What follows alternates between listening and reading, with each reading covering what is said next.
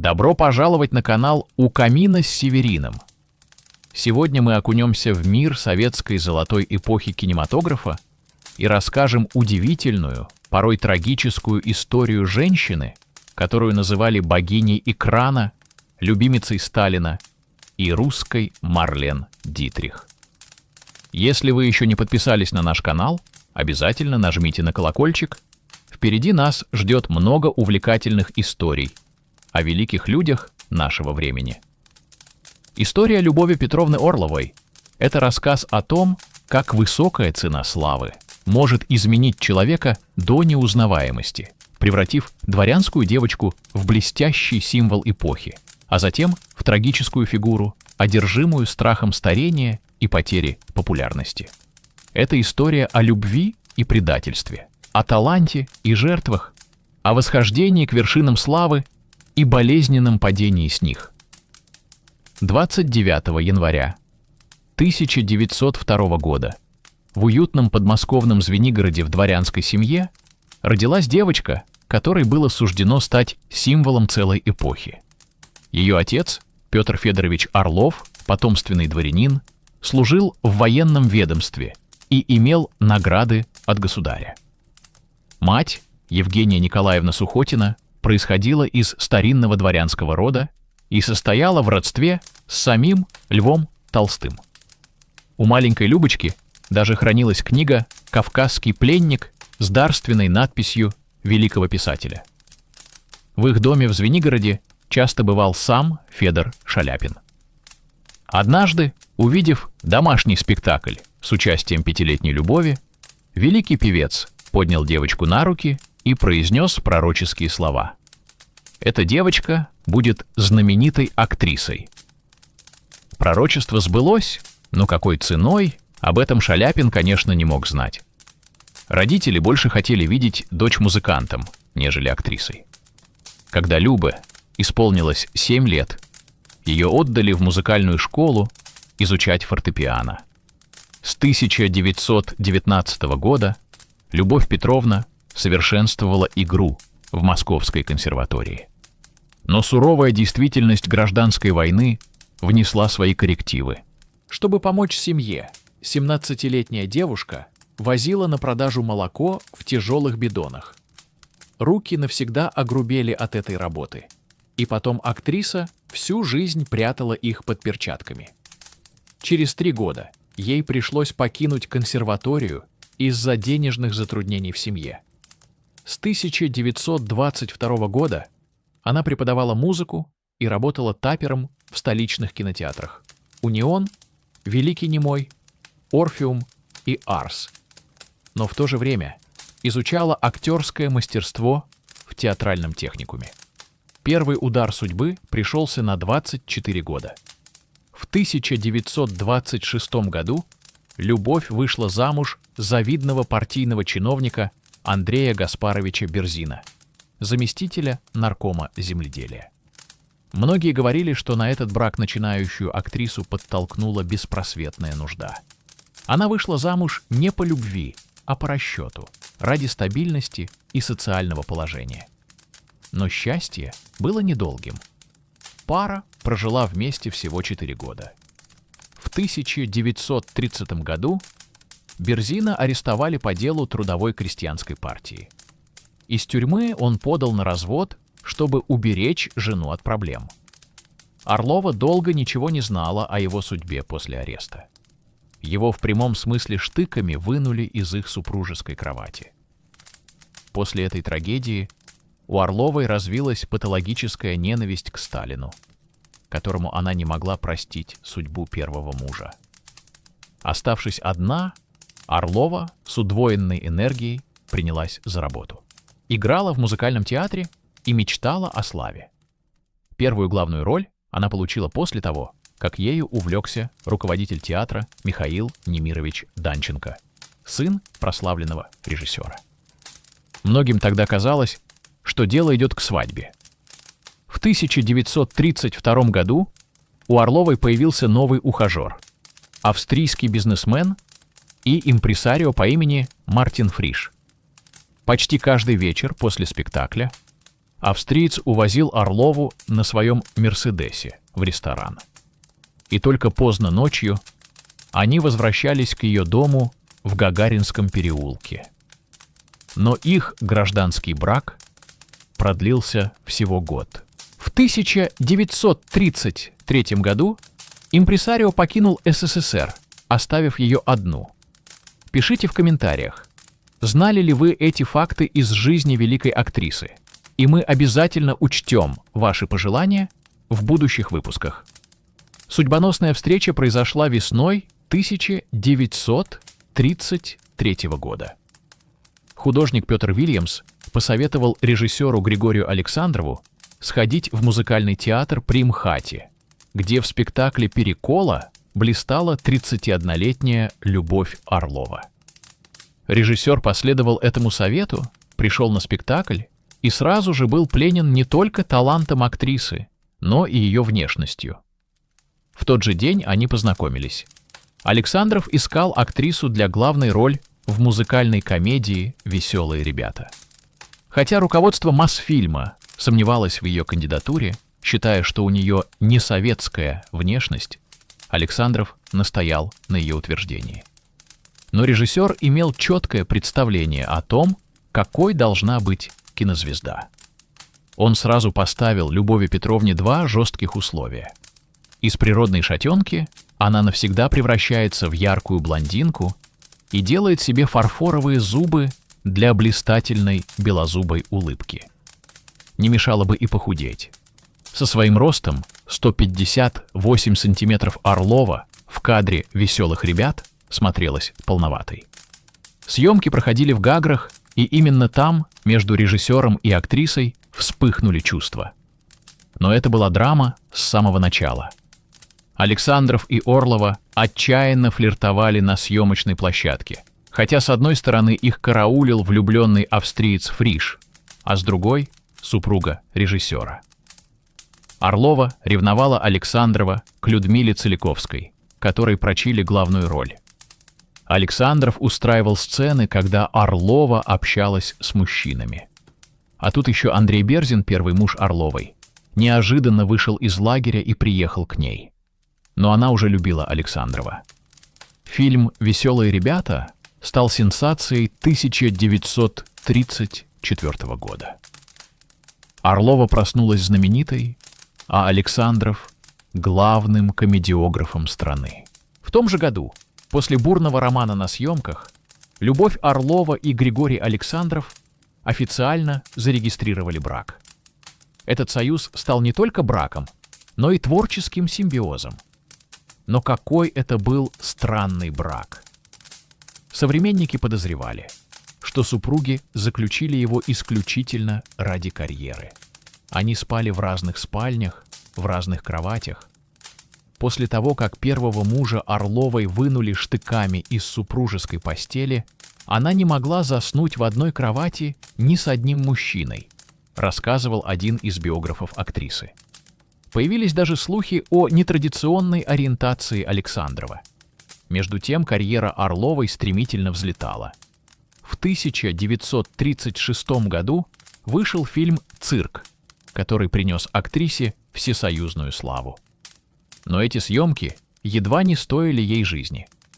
Безусловно, яркий момент картины — головокружительный номер «Из пушки на Луну» циркачки Мэри Диксон. Специальная пушка была доставлена в цирк на Цветном бульваре. Для съемок эпизода была изготовлена стеклянная площадка на жерле пушки, внутри которой был прожектор. Каждый дубль снимали по многу раз. От света площадка накалилась, как сковородка на огне. Исполнив чечетку на стекле и песенку со словами «Я из пушки в небо уйду, диги-диги-ду», актриса должна была сесть на эту платформу. Но никто не подумал о том, что стекло станет горячим. Актриса в тонком прозрачном трико села на пышущую жаром платформу. Когда прозвучала команда «Снято», Орловой сразу вызвали скорую. Она получила ожоги 3-й степени мягких тканей задней поверхности бедер. Вторая неприятность случилась на съемках эпизода на станции Суково, когда Диксон, спасаясь, от разъяренной толпы расистов бежит со своим чернокожим ребенком к уезжающему поезду. Орлова споткнулась и растянулась на земле. Кукла-ребенок отлетела на несколько метров в сторону. Коленки ободраны, чулки в лохмотья, платье порвано. Орлова оборачивается. «Ну что, ребенок-то хоть жив?» К премьере цирка 25 мая 1936 года в Зеленом театре Центрального парка культуры имени Горького собрались 20 тысяч человек. Зрители были в восторге. Орлова стала настоящей звездой всесоюзного значения и кумиром миллионов советских жителей. После одного из концертов в Ленинграде для актрисы пришлось сделать коридор из 90 мужчин, чтобы она смогла добраться до гостиницы. Толпа поклонников заполнила всю улицу. На гастролях в Одессе люди сидели даже на деревьях. Появился даже медицинский диагноз – синдром Орловой. Женщины меняли внешность, как у Орловой. В моду вошли осветленные волосы, белые водолазки и обтягивающие юбки. Но больше всех Орлову ценил сам Сталин. В 1935 году Любовь Орлову наградили званием заслуженного деятеля искусств РСФСР по личному распоряжению Иосифа Сталина. Ухаживания вождя очень смущали мужа Орловой, известного режиссера Григория Александрова. Но он же не мог сказать: «Иосиф Виссарионович, оставьте мою жену в покое». И потому терпел, когда Сталин на приемах в Кремле любезничал с его любовью. Но и вождю режиссер мешал. И Сталин однажды не выдержал. Пригрозил Александрову, что если тот будет обижать Орлову, его повесят. «За что?» — смутился режиссер, надеясь, что соперник шутит. Но Сталин ответил серьезно, без улыбки: «За шею».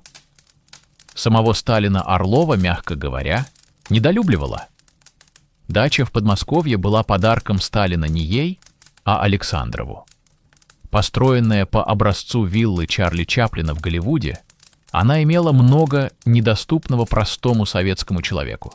Настоящий камин, висящую террасу, ванну, утопленную в пол. Сталин был довольно долго влюблен в актрису. Однажды он пригласил ее на ужин. Орлова интуитивно понимала, чем должно закончиться это приглашение. За столом она спросила вождя народов: «Товарищ Сталин, а можно узнать у вас о судьбе моего бывшего супруга?» Сталин изменился в лице. Он довольно резко ответил ей отказом, сухо распрощался и больше никогда не предпринимал попыток ухаживания. Тогда Орлова совершила настоящий женский подвиг. Племянница Орловой Нонна Голикова вспоминала случай сразу после смерти Сталина в 1953 году. «Мне тогда было 13 лет, нас вывели на школьную линейку и сообщили об этом известии. Мы все рыдали, а потом я пошла ужинать к Орловой и Александрову, и за столом вдруг заговорили на эту тему. И тут Любовь Петровна тихо, но отчетливо произнесла: «Слава Богу, эта сволочь наконец-то сдохла». На вопрос о том, была ли она любимицей Сталина, Орлова подчеркивала: «Любимицей, но не любовницей. Чего только не сочиняли про нас, много я от этих слухов пострадала. Но ему просто нравились фильмы с моим участием». Репрессии затронули множество людей, с которыми Орлова находилась в близких отношениях. Помимо первого мужа, в ссылку были отправлены сценарист «Веселых ребят» и «Волги-Волги» Николай Эрдман и оператор этих фильмов Владимир Нильсен. Жизнь в страхе и необходимость бороться за возможность работать нанесли Орловой множество душевных травм. В своих письмах она писала, что не может родить, так как уход за ребенком заставит ее уйти с экрана и развяжет руки ее врагам. Популярность давала ей и ее мужу безопасность. Война принесла новые испытания. Любовь Орлова выступала на фронтах Великой Отечественной с первого и до последнего дня этой страшной войны. Самая популярная актриса Советского Союза пела для бойцов под Минском и Киевом, Орлом и Белгородом, Харьковом и Курском. В удостоверении Орлова называлась полковником административной службы. Летом 1942 года она впервые выступала за рубежом, в Иране. Когда Красная армия освобождала европейские страны, их сопровождали актерские фронтовые бригады, в которых состояла и Любовь Петровна. После войны Орлова стала одержима своей внешностью. Ей уже было за 40, а на экране она продолжала играть молодых девушек. В своем спектакле «Милый лжец» Орлова со сцены произносила слова: «И мне никогда не будет больше 39 лет, ни на один день». Такой была и сама Любовь Петровна в жизни. Орлова стала пионером отечественной пластической хирургии. После 35 лет актриса ежедневно пользовалась омолаживающими кремами московской фабрики «Свобода». Кроме того, по спецзаказу ей привозили французские кремы. Но косметика не помогала. После 45 лет она сделала блефаропластику, пластику век. В 1965 году Орловой было 63 года, и она сделала подтяжку лица и шеи. Свое лицо актриса доверяла только главному пластическому хирургу СССР, работавшему в Институте красоты на Арбате Александру Шмелеву. Позднее, в 1974 году, в качестве благодарности Любовь пригласила хирурга сняться в эпизоде фильма «Скворец и Лира» с ее участием. Технологии были не чета нынешним. Полгода после пластических операций Любовь Орлова не выходила в люди, не принимала гостей. Ее никто не видел до полной реабилитации, кроме врача и мужа. Актриса никогда не позволяла делать любительские снимки со своим участием. Фотографам было разрешено снимать Орлову только с выгодного ракурса. У биографов разные мнения о количестве операций. По одним данным, у нее была одна омолаживающая операция. По другим — не менее 6. Михаил Куницын, биограф Орловой, утверждал: у нее было всего 2 операции. Одна круговая подтяжка и одна пластика век. Но этого было достаточно, чтобы современники говорили о ней как о женщине, продавшей душу дьяволу ради вечной молодости. Александров как мог омолаживал супругу в кадре. В черно-белых фильмах добиться иллюзии молодости было проще. Но с приходом цветного кино актрису стали снимать под определенным углом, выставляли правильный свет.